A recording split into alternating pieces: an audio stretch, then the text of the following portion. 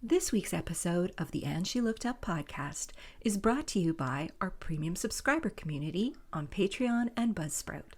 Their ongoing financial support of the show ensures I can continue to bring the podcast to you. Want to help out? Head over to patreon.com/And She Looked Up. That's Patreon, patreon.com/And She Looked Up. There you can join the community for free, or you can choose to be a premium supporter for $4.50 a month, and that's in Canadian dollars.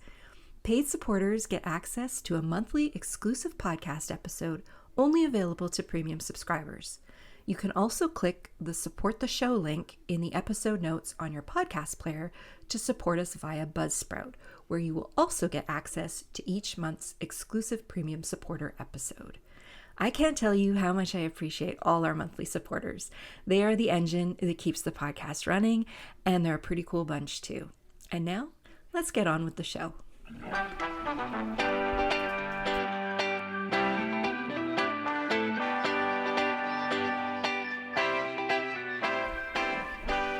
Welcome to the And She Looked Up podcast. Each week, we sit down with inspiring Canadian women who create for a living. We talk about their creative journeys and their best business tips, as well as the creative and business mindset issues all creative entrepreneurs struggle with. I'm your host, Melissa Hartfield, and after leaving a 20-year career in corporate retail, I've been happily self-employed for 12 years.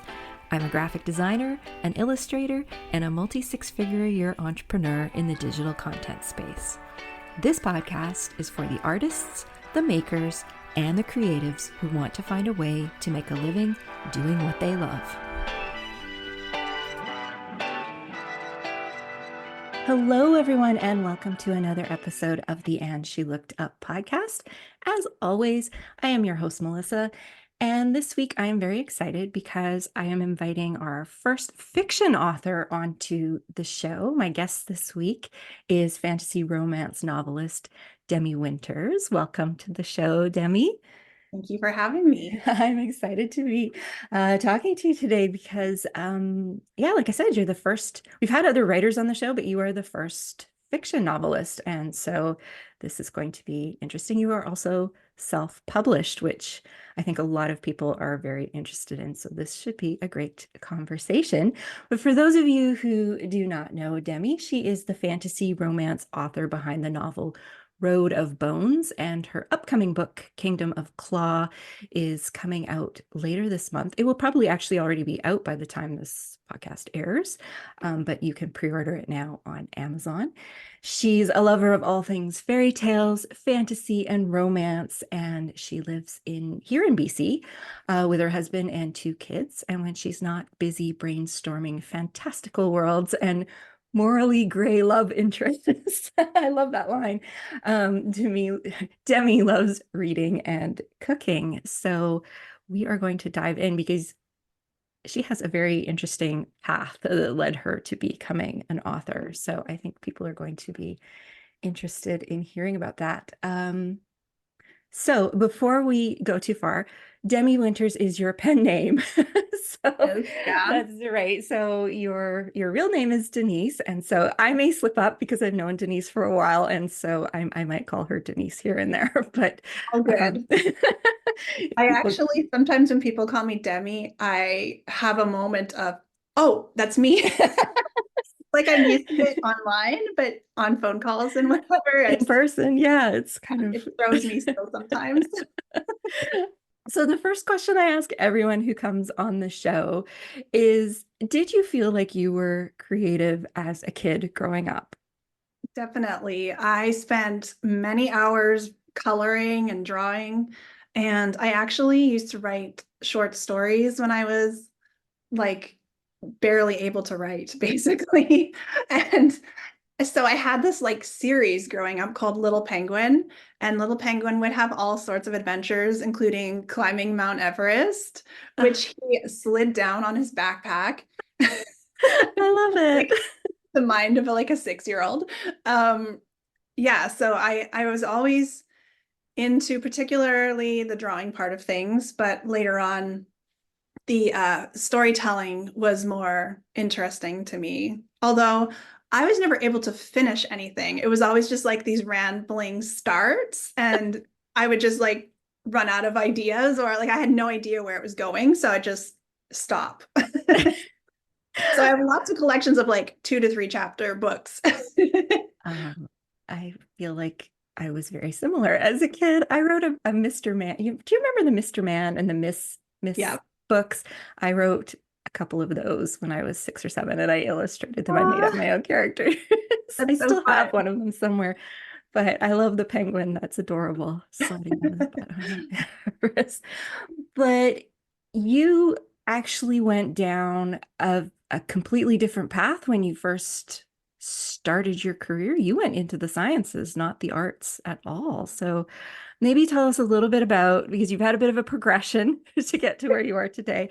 Maybe tell us a little bit about when did the when did the writing kind of disappear, or maybe it didn't disappear, maybe it's always been there, and you decided to do something more serious as a grown Yeah. up? I guess when I went into university, there was just no time. There was no extra mental space. It was just very, very filled with academic pursuits. I went into sciences.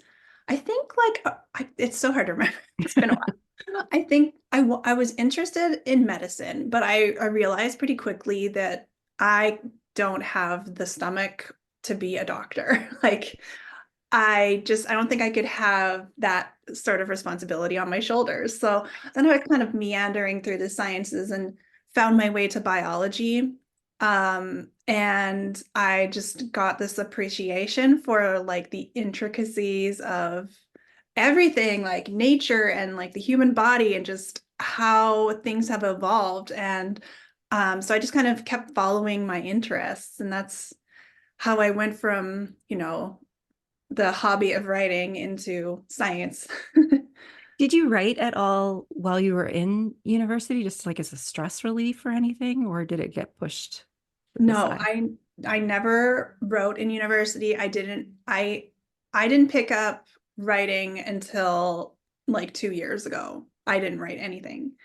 So, and I also wasn't like I didn't read very much either. I think I would read maybe 5 books a year, but then 3 or 4 years ago I got really into reading. Um, and I think that's what led me into writing. Yeah, no, that makes a lot of sense because you went on and did like post grad work. You have your doctorate, if I I do. remember right. Yeah, you have, Yeah. so you you did a lot. You were in school for a while. I was in school forever. And yeah, so I went in and I finished my undergrad, and I was like, I need an advanced degree if I want to get a job in the field, any field of biology. So I went in to do my master's, and I was just pulled into the world of science. I just really, there's actually a lot of creativity in science, in terms of just coming up with experiments and thinking of ways to prove something or disprove something. Um, and yeah, I would say like the brightest minds in science are very creative. So I really loved that side of it. And I decided to switch to do my PhD. I was young and like enthusiastic and possibly not like thinking through after graduating, because I knew I didn't want to stay in academics. Uh, and there's not a whole lot of jobs in industry. And anyway, I think in some ways I was procrastinating. And so, yeah, like halfway through, I um I found myself kind of burnt out and a little bit jaded about it. Like there's a lot of politics in science, and the work ethic is intense. It's very, very intense. Um, and so I was kind of like, oh, what have I gotten myself into here? And then I found food blogging kind of as like a creative outlet, because I found that I was missing that in the sciences at that point. That's right. So you went on to start a food blog. Did you do that while you were still working on your PhD, or was it like something you did after to kind of just decompress? No, I was doing it like strictly as a hobby while Yeah. I was in my PhD, and kind of also like teaching myself how to cook because I wasn't that good at cooking. It was like experimenting with different cuisines and just like having fun, learning how to take photos. It was all very just hobby side project until I had my baby. And I was like one of the lucky PhD students who had this scholarship that gave me a full year of paid maternity leave. Like Oh, that's nice. unheard of. Yeah. So I took that year and I don't know if this is like bad to say, but I realized that being a stay-at-home mom wasn't really for me. I So don't I think was it's bad to used say. to like, go, go, go, go. And then, I mean, I loved, being with my baby and spending time, but I needed something for me as well. So I started looking at food blogging more seriously because Pinch of Yum was coming out with their income reports. And Mm, I was like, wow, people are making money and like good money at food blogging. So I started to think maybe I could do that as well. And that could be like an alternate, like an escape route kind of mhm. from the sciences, which I was absolutely going to finish my PhD no matter what. But I knew I was very wary of the career trajectory. And so, yeah, I was looking for kind of like an escape route. And that's what food blogging was for me. So I You're turned my not hobby into my job, which is like a trend for me. you're Yeah. not the first PhD who found solace in food blogging that we've had on the show, actually. Really? We had a yeah, Jan Lawandi from the big school. She has her PhD in chemistry and she went Oh, on to that's funny. become I'm a biochemist. baker. You see, like baking and chemistry, that's like one and that they It go makes hand sense. Yeah, absolutely. Yeah, she finished, and for those of you who want to go listen to that episode, you can. I'll put a link to it in the show notes. But she finished her PhD and then went to Le Cordon Bleu in Ottawa to do pastry Oh, I and love that. yeah. So, but similar story to yours in terms of just the career trajectory and feeling burnt out from academia and all of that. And it was a release. So I find that really fascinating. And then you had a very successful blog. Thank you. Yeah. Like it did really well for you, and it's still up and running, I think, is it? Yeah. Yeah. Yeah. So there have been conversations about selling it. I mean, it's sweet peas and saffron for those who are Yes. interested. I don't, we can say it. At first I was trying to keep like my pen name separate Hmm. from my legal name, but now I'm just like, it is whatever. It's impossible. So, um, yeah, so we have considered selling sweet peas and saffron because I haven't updated it in over a year at this point. Um, and but my husband was like, let's just keep it, and it still gets page views, it still gets Google traffic, and it's been like an incredible kind of parachute or like cushion Hmm. for if this writing thing doesn't pan out, at least we still have the blog income, so it's a way to diversify, I suppose. um but Yeah. yeah, Yeah, it's an income property still. So it in that is. sense, which is really nice when you are trying to do something completely brand new, which is essentially what you decided to do. Like what? Because I think a lot of people were like, where did she go? Oh. So what what made you decide that, you know what, I think I've had enough of this for now and I really want to try this? Yeah, I think it was like slow building burnout that happened. I'm still kind of like not 100% sure what happened, to be honest. And I think like I've been working with like a therapist, and I think I have undiagnosed ADHD. So I Mm, like hyper fixate on something, but then when something else catches my attention, it is like impossible to keep going with this. And on the blog side of things, for a long time, I was focusing on search engine optimization. So, like, very basic how-to recipes. And I was just totally losing all the creative spark. It wasn't filling my cup. It wasn't bringing me the joy that it used to. It was kind of just repetitive. And the real thing that killed me, and this will sound very privileged, but it didn't matter if I showed up to work. The blog was still earning income. Mm, So I could put in a 12-hour day or I could not show up at all. And it wouldn't really feel like it made a difference. And so it kind of lost that excitement, when you're building something and you're watching it grow and grow and grow. I just it was staying the same for years, and I'm extremely grateful. It was very successful. It allowed my family to move from Calgary to Victoria, and my husband to quit his job, and like it just gave us so much freedom. So mhm. I'm very grateful. But I just got to a point where I couldn't seem to reinvigorate myself. Like I tried different types of recipes, and I tried, going into like air fryer or instant pot, and I tried different avenues to like reignite my passion. But then when I found writing, it was like, uh-oh. Because I couldn't think of anything else. And it was like the early days of food blogging again for me, where once I latched onto it, there was no going back, unfortunately.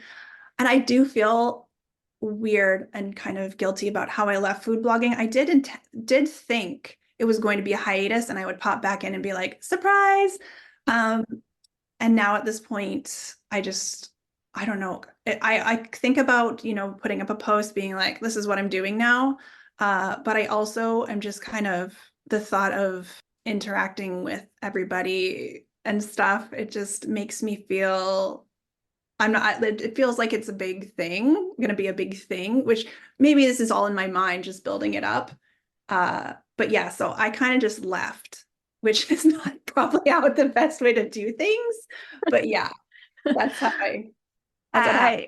I totally get that. And I think you said a lot of things in there that I think just potentially being undiagnosed with ADHD, which I do not think is uncommon for women over a certain age, just because it wasn't a thing when we were younger, and it looks so different. All neurodiverse.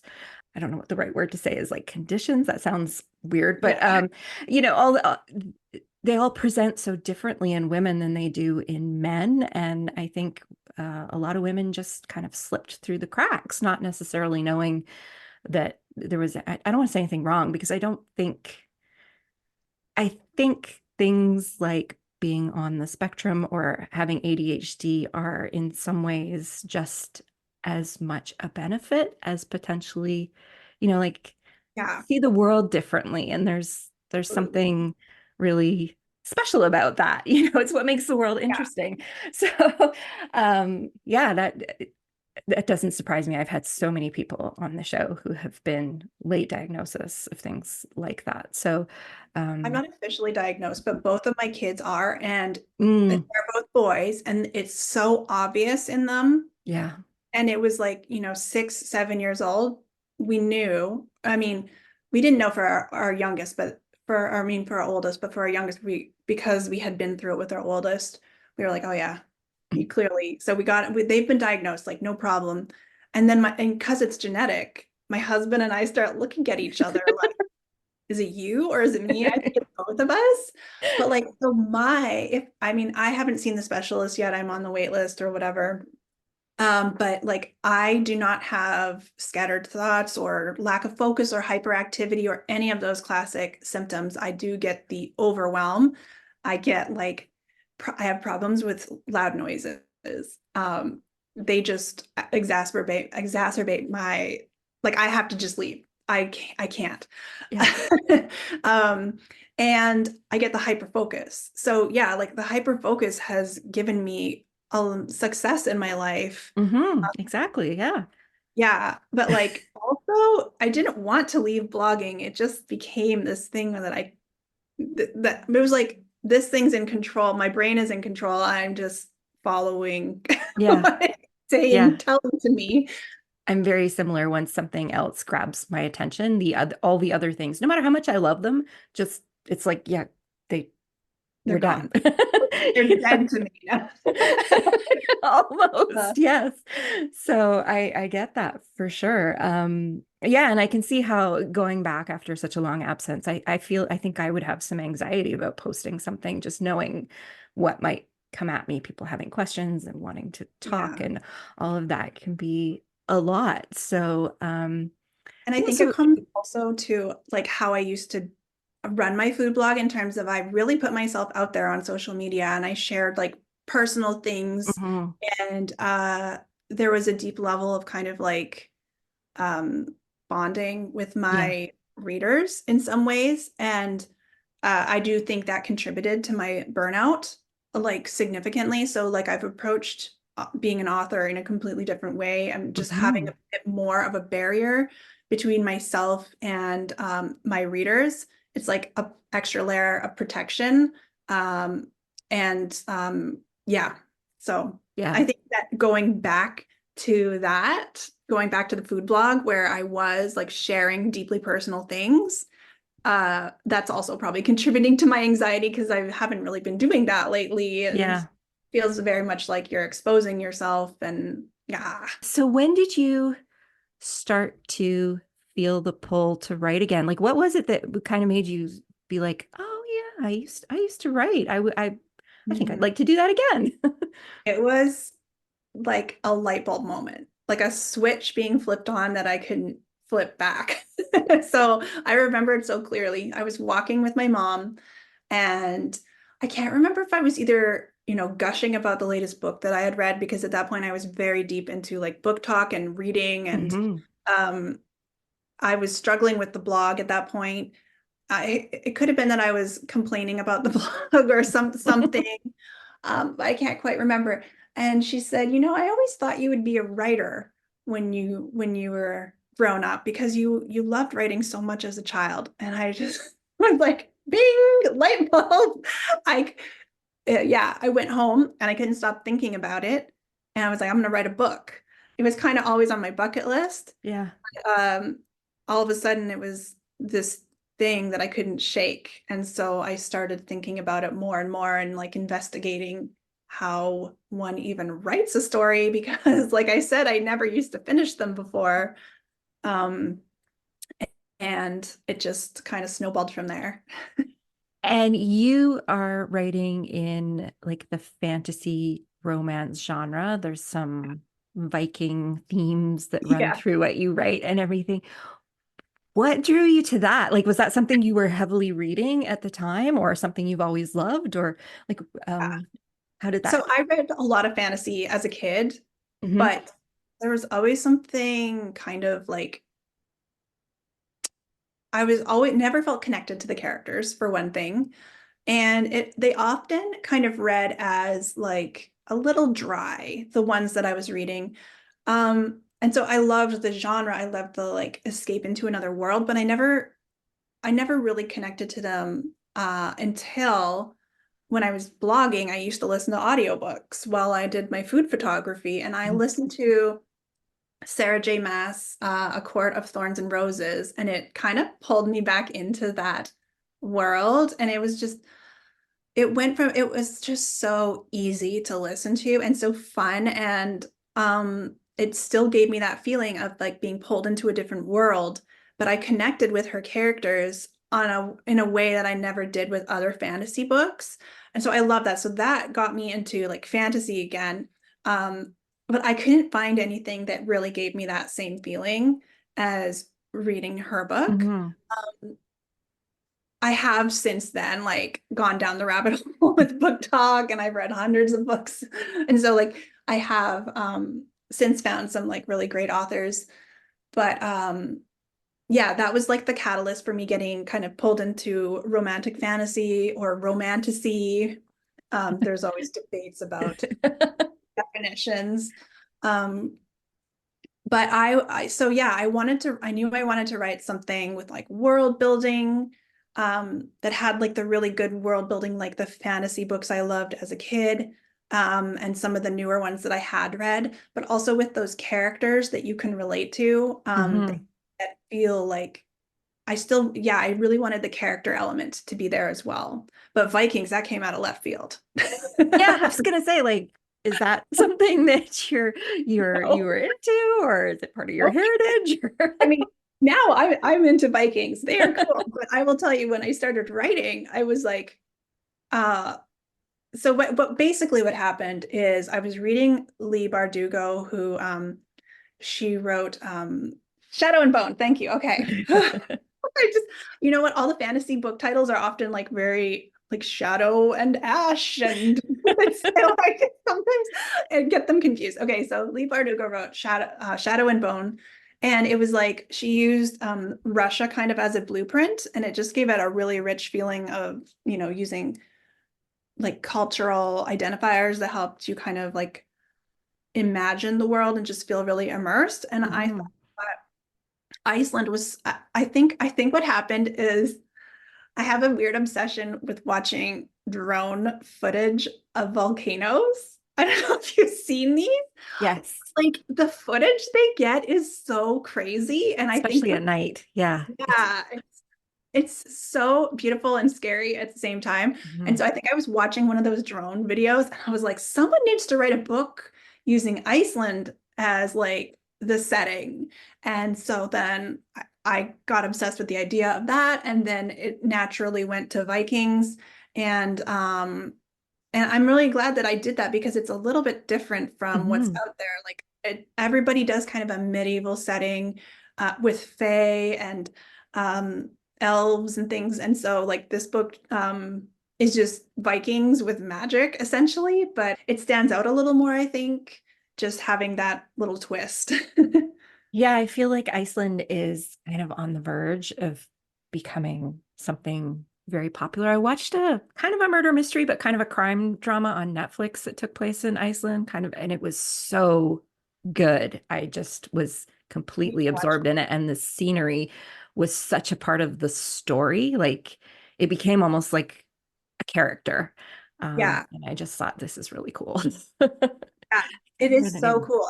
And once I went after the decision, oh, Iceland, that sounds pretty cool. And I started looking into it and it was like black sand beaches and like these canyons with like basalt columns and like glaciers with ice caves. And I'm like, oh yeah, it has to be this. The only thing is I ended up adding forests to my world because there's like no trees in Iceland because the Vikings cut them all down apparently. So, so this was going to be part of one of the questions I was going to ask you. Your series, it's known as the Ashen series. That's right, and it's 5 books. That's what you're aiming for. So I don't which came first, like the sort of the idea for the story, or did you start doing the research first and then built the story? Because I'm guessing you kind of have it planned out to Mhm. fill the 5 books. So I have the 5 books plotted out, and I'm really thankful because I worked with a developmental editor, and she's like, "So how does it end?" And I had, and she's like, "You need to know how it ends." I was like, "Okay, fine, I'll plot it out." And I'm so glad I did that because um, now I can like drip little things into book 1 that will come into Mm. play in book 5, which I think as a reader it just makes it more special. But I wrote the book before I knew anything was going to be about Vikings or anything. So like Okay. the research and the writing went hand in hand because I think I had to kind of do like I had to accomplish 2 things with the first book, which was learn how to write a book and actually write the book. So um, practice was essential in like crafting my skill or perfecting my skill. Not that it's perfected, but um, so I wrote it and it was like very weak Viking presence. And I just realized that I needed to have a stronger Viking presence. So then that led to more research because I kind of realized like all the little details are what make you feel immersed, like what they're wearing, how they speak, uh, you know, little details like they don't have forks and they don't eat potatoes and like random things I had no idea about. Um, yeah, so I did a lot of research to make it feel more real. And as you started to build the world, like to me, that seems like the most fun part about writing a fantasy series is the actual world building. So when you started that process, like how do you because you're writing 5 books with this world, do you have something to refer to kind of keep everything straight? Like I saw on your website you've got some maps that have been done of the world and things like that. So yeah, how do you have like a, I guess like a reference book or something that you add to as you build the world and that you refer back to as you're writing? Or how do you keep it all in your head? Um, well, I can't just keep it in my head because I probably forget it. So I have like a document that's kind of like a Bible of sorts. Hmm. And mostly, it's actually mostly for me to keep straight how I spell things because words like longhouse and long table always trip me up. And, precise spelling of like my made up words and things. Um, the world building really came in layers for me. So, like up until the last draft, I was still adding, things in about the foliage and the creatures and stuff. So, yeah, I'm trying to think, like I actually just keep the creatures and the foliage and stuff in my brain, but it's not the best way to do it because even just being on book two, I have to go back to book one and like double check things. Hmm. Um, but for the magic system and the history and all of the little details that I plan to kind of unravel through the series, I have like a full document like written out of like the different deities and what offerings are made to them and um yeah, all the different levels of control of the magic system and stuff is all written out. Yeah.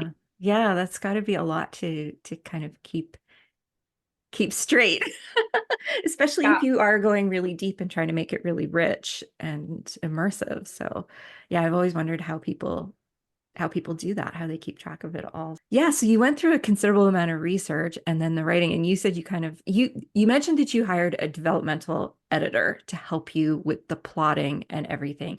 How did you know you needed to do that? Like, Well, I I I looked at the book as like a business from the start. okay.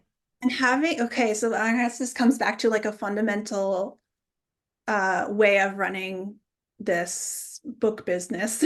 And that is that, and I learned this from food blogging because there was a point when I was putting out 5 posts a week and it was bringing traffic to the blog, but not, I wasn't feeling like as happy with the quality. Like I didn't get to put as much quality as I wanted to in each post. Hmm. And so from the start, I looked at this book business as well as a business, and that I was not going to put this book out until I was very happy with the quality. And so because I'm an avid reader, like my taste level is here, and I knew my skill level was like way down here.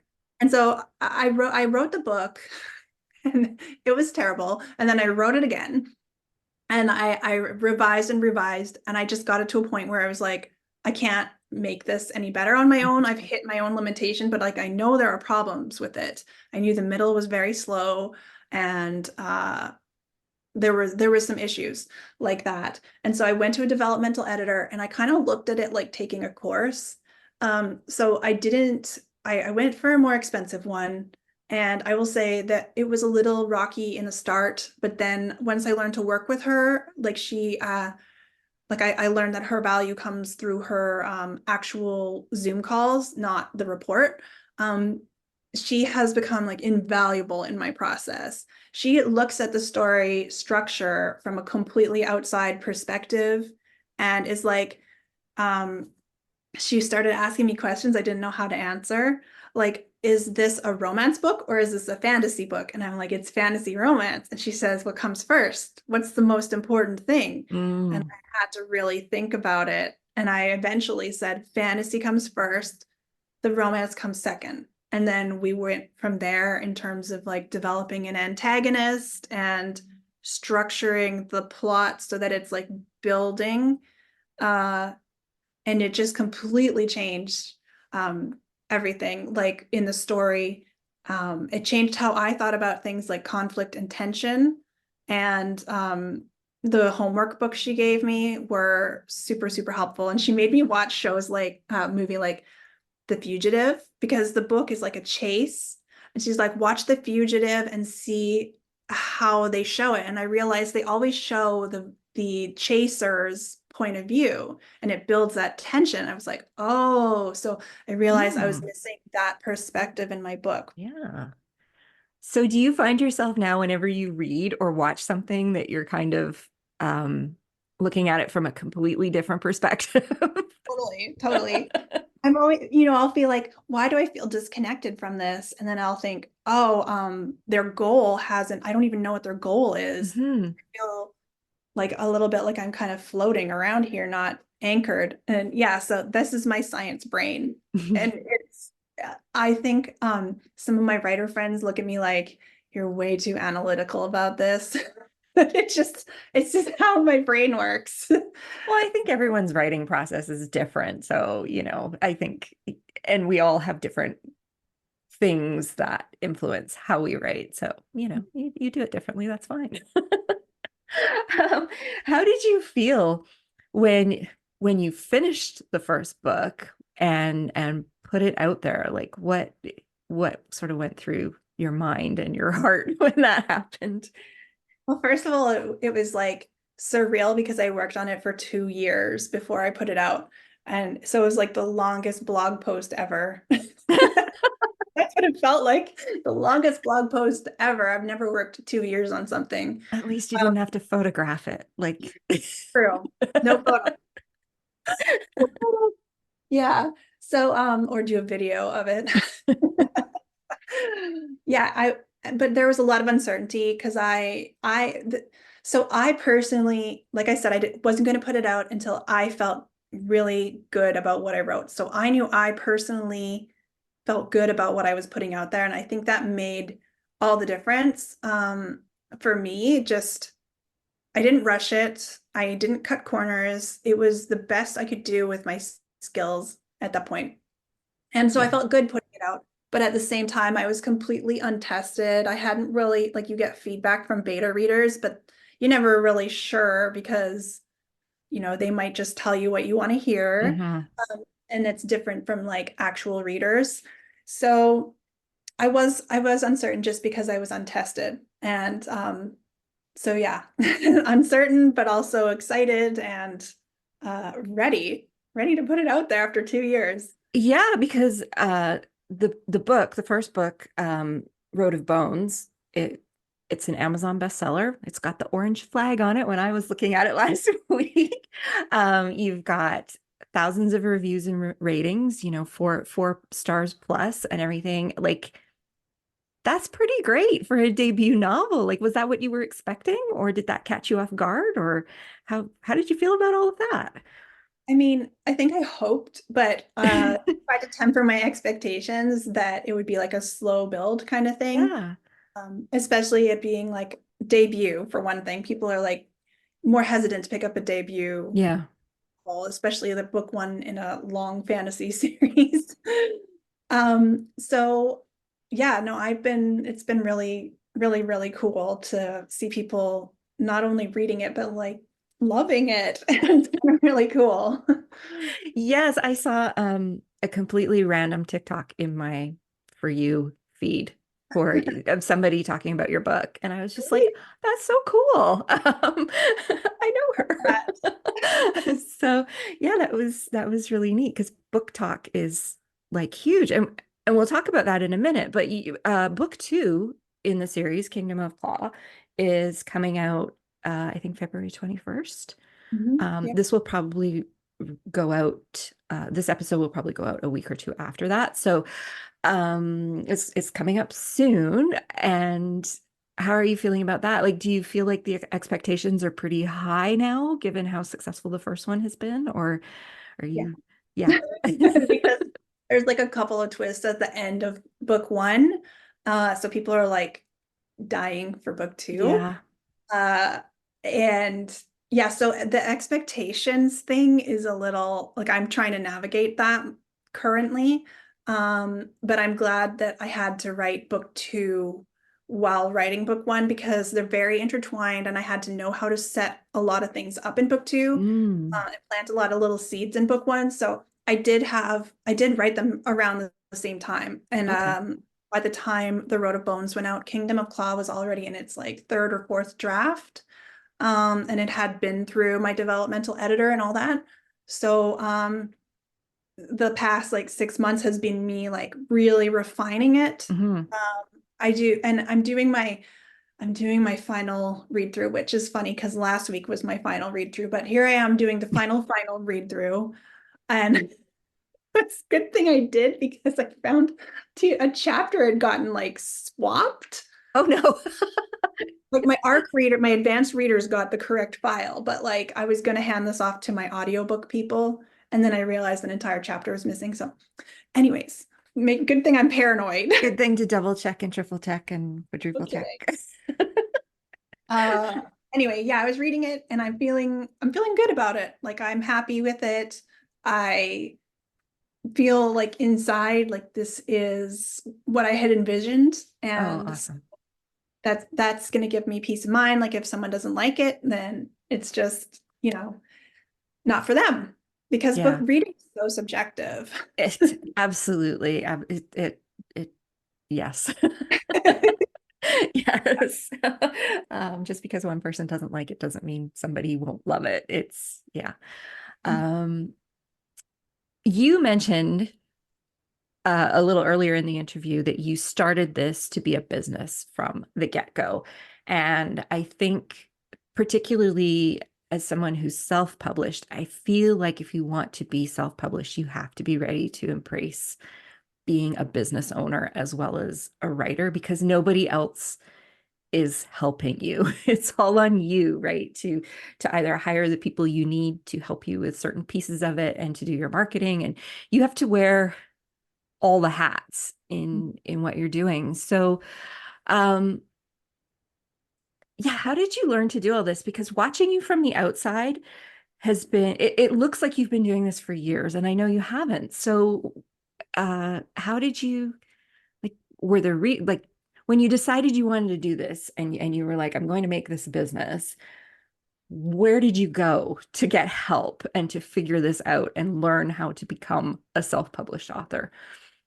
So I did take a course and that got me so far, but the real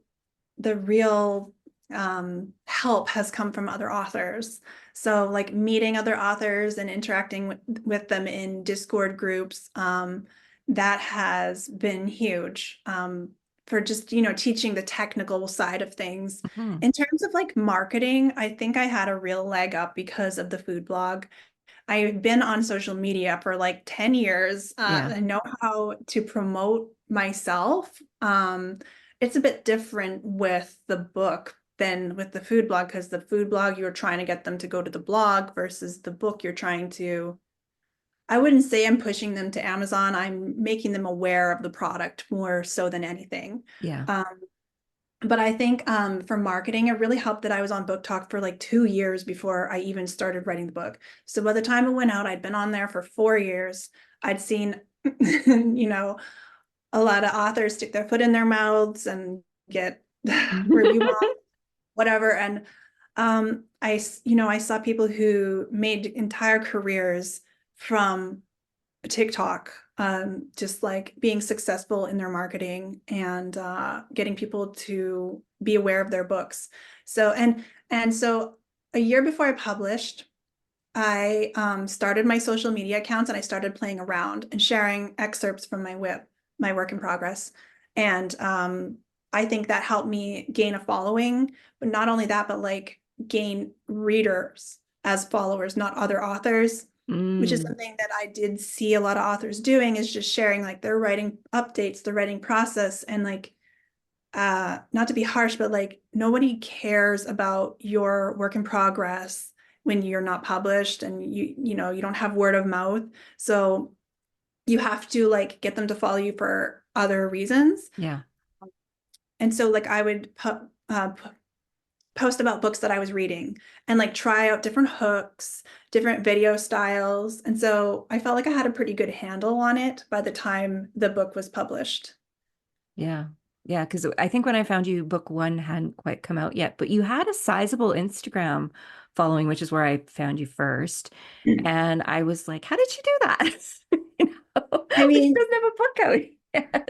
I'll say it's like partly luck, but also like really paying attention to what performs. And so reels Yeah. were really, really performing for a while there. Yeah. And a couple just like go viral and I got a bunch of followers. And then I expected like when I made that switch from posting about kind of like I always post a bit about my book, but I also sprinkled in, other books that I was reading in Mhm. the genre and like common tropes and, more general book things.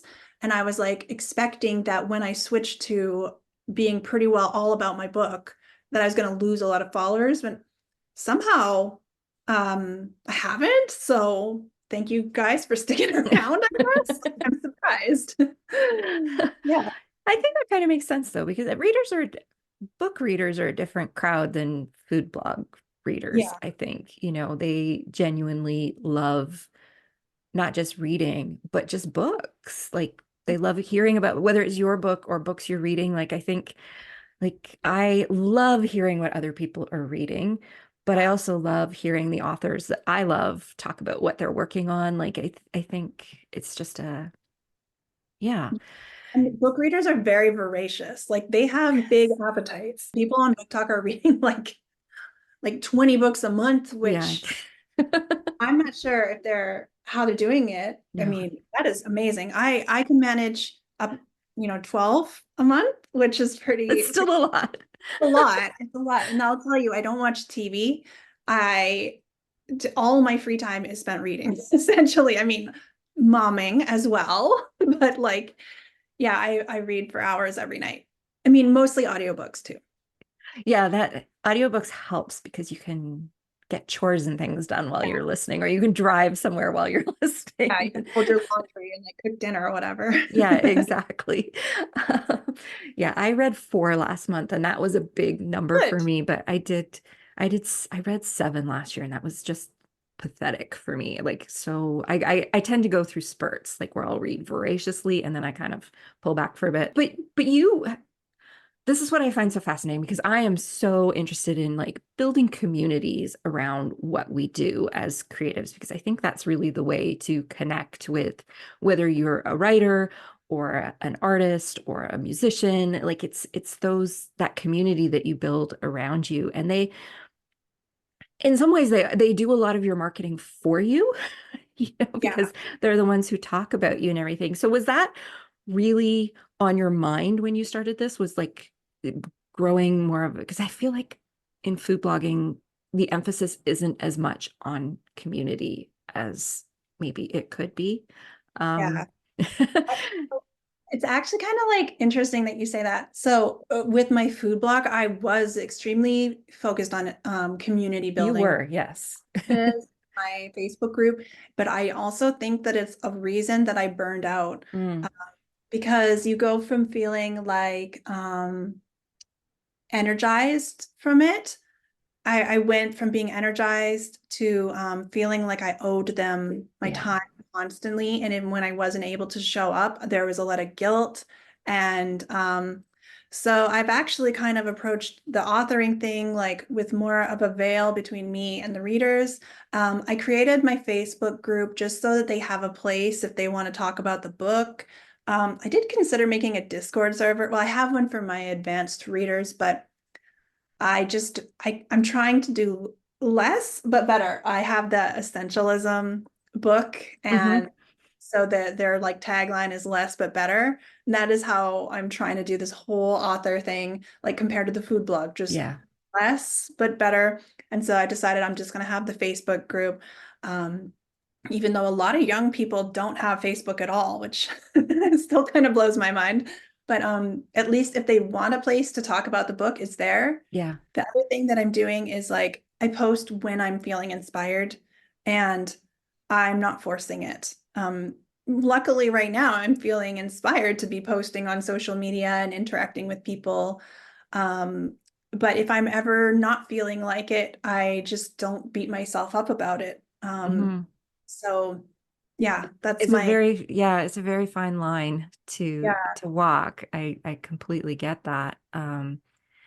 You just mentioned your Facebook group. You have Demi's crew, and you've got on your website, you've got character art and maps and things that have been drawn.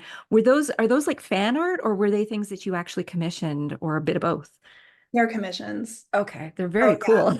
work with a lot of artists to create, portraits Hmm. and scene art.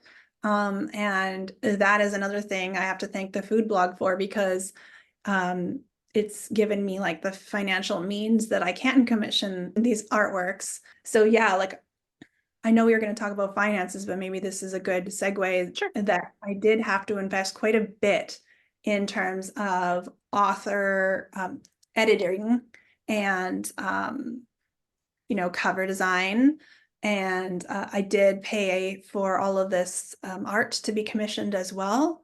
Um, and I just have to like acknowledge that I'm extremely privileged that I have this blog that was generating income in the background and allowing me to write full time and pay for these things.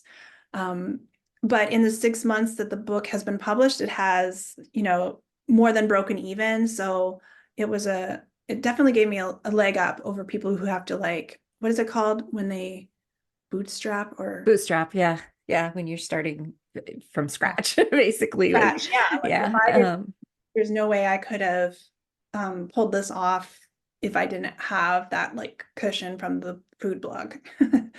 Yeah, for sure. I mean, the food blog gave you the means, but I mean, you can't discredit the amount of work you put into Oh, building that food blog into something that could give you the means to do this. So, it's still your hard work that went absolutely. into being able to make this all happen. So, and that's really awesome that it's all um, that you've broken even at this point. So Yeah. that's great.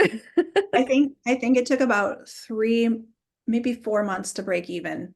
Mm, And then after that, it's been on top, which is good. My husband has been so ridiculously supportive of all I my love that. harebrained Good. endeavors. He's just always along for the ride. And my parents think I'm like losing my mind, and he's just like, "No, I know you're going to do it." And then my parents are all surprised when this happens, and then Ben's like, "I knew you were going to do it."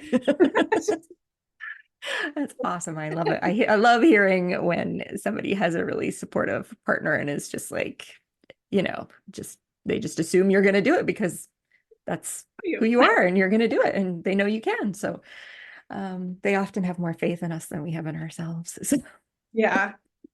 I think my um, accountant though was like 2 years of writing this book and like paying for commissions. I think she's like, okay, we got to start generating some income soon. yes, and so first of all, because you're self-published, you sell on Amazon, you sell through your website, I believe. Are you in bookstore? Like, can libraries and bookstores order your books to sell if people request them? Are you set up to do that or Yeah. So the yeah. main website that drives income is Amazon through their KDP. I think Mhm. it's called Kindle Direct program.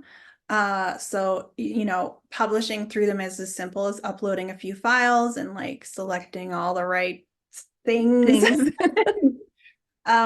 So yeah, I have my book is in the Kindle Unlimited program. So that means it's exclusive to Amazon. So you can only get it on Amazon. You can either Okay. purchase the Kindle book outright or you can read it through their Kindle Unlimited program, which is, I think it's like $10 a month. And Something then you like that, yeah. like all the books in the library.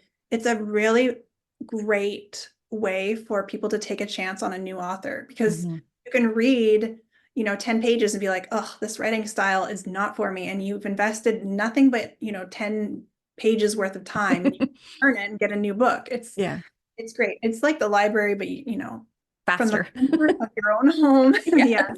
Yeah. Um, so Amazon is like my primary source of income, but the book is also uploaded to Ingram Spark, which means it can be carried in other retailers like Barnes and Noble. Mhm. Unfortunately, Indigo has not, it's not on their website. Oh, Which I've talked to other authors and it did just show up for them. So like I don't know who I got to email and but so yeah, the limitation with being self-published is unless you are like huge, huge, huge, your book is never going to be physically carried in store.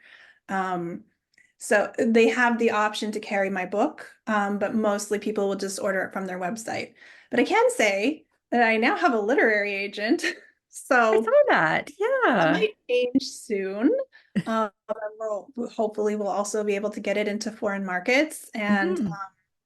because I was starting to get emails from like Germany and Spain, and I was like, I don't want to navigate this. Yeah, yeah. It's because I then you may get go. into translations and things like that, which is a whole other level, I would guess.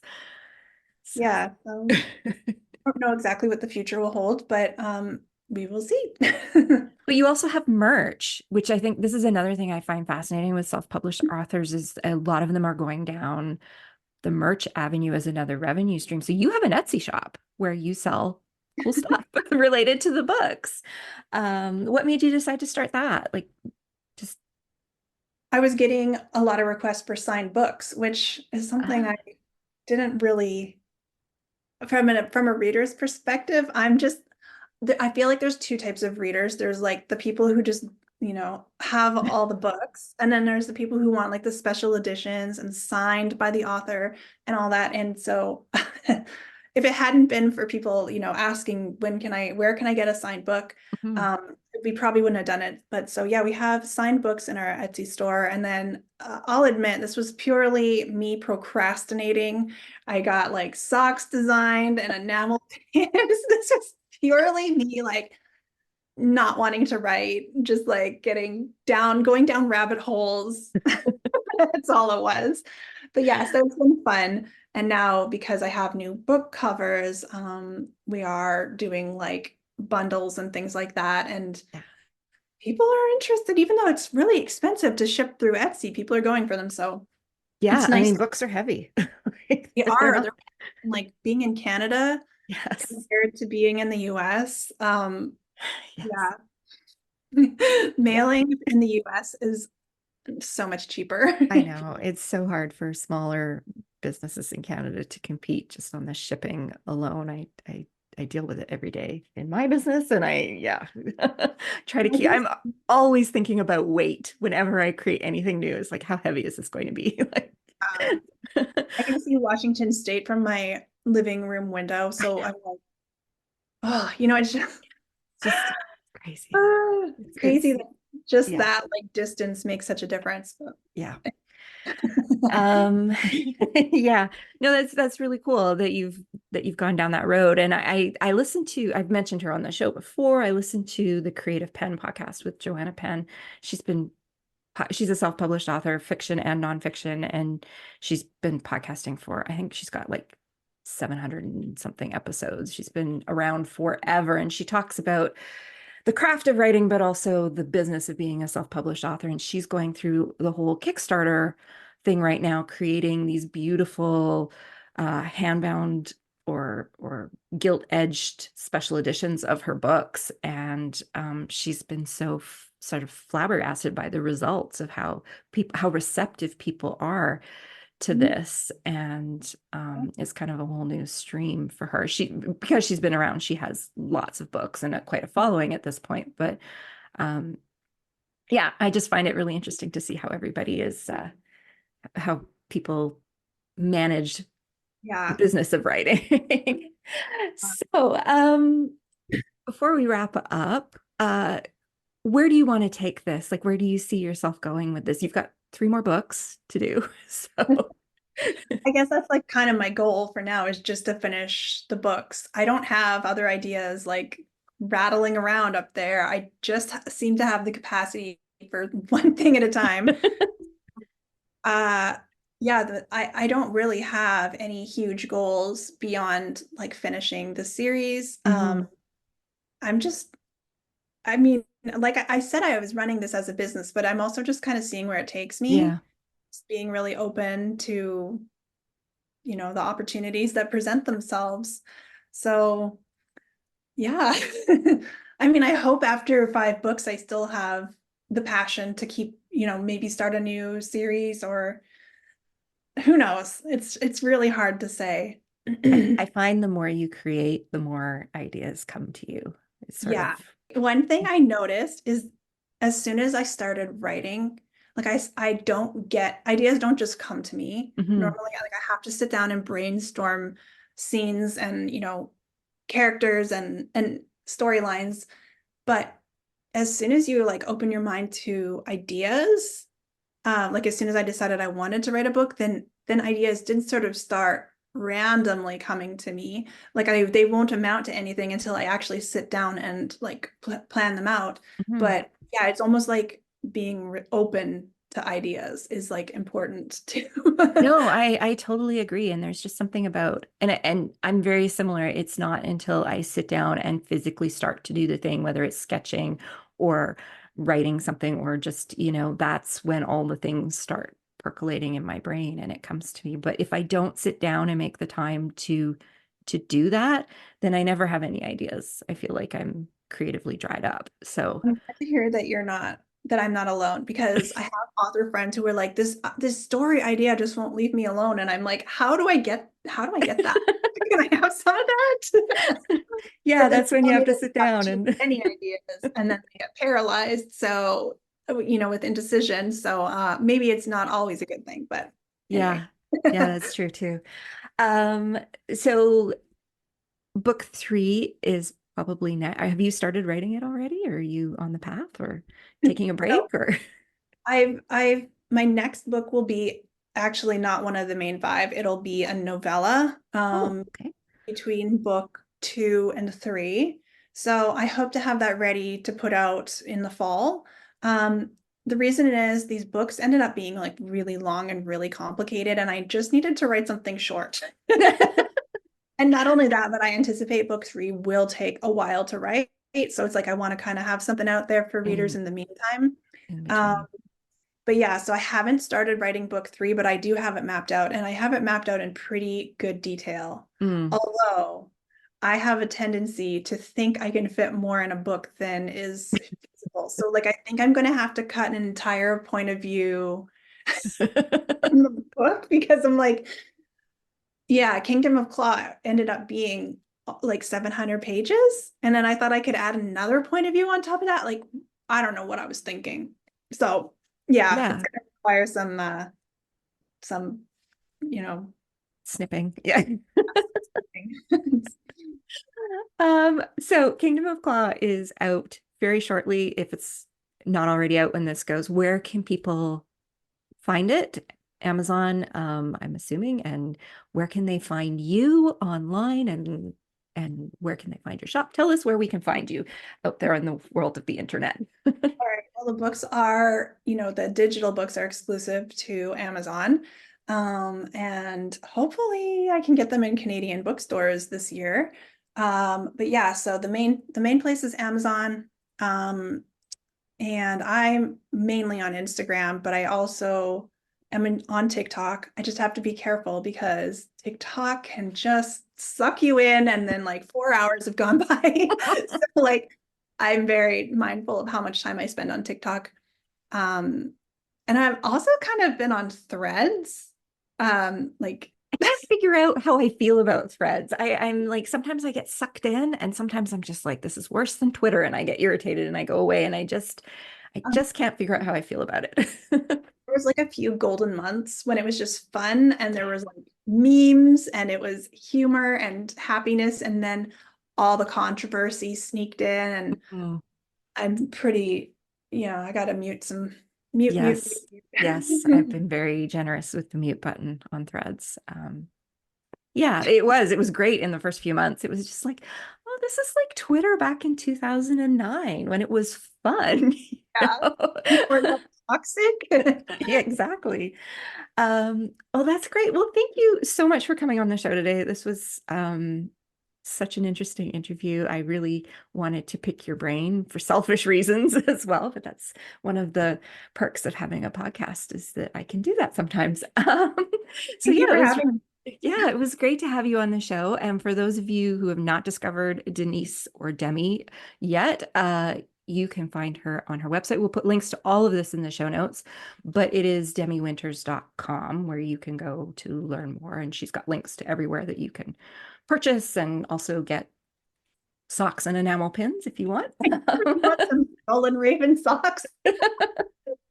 um, yeah, or you want to get a signed book. And if fantasy romance is your genre that you love to read, then you definitely need to check her out. So, yes, thanks again for coming on the show. It has been great having you here. It was great to catch up. Um, and for all of you listening, thank you so much for being here. And we will be back in another 2 weeks with another brand new episode. So we will talk to you all then. Thank you so much for joining us for the And She Looked Up Creative Hour. If you're looking for links or resources mentioned in this episode, you can find detailed show notes on our website at andshelookedup.com. While you're there, be sure to sign up for our newsletter for more business tips, profiles of inspiring Canadian creative women, and so much more. If you enjoyed this episode, please be sure to subscribe to the show via your podcast app of choice so you never miss an episode.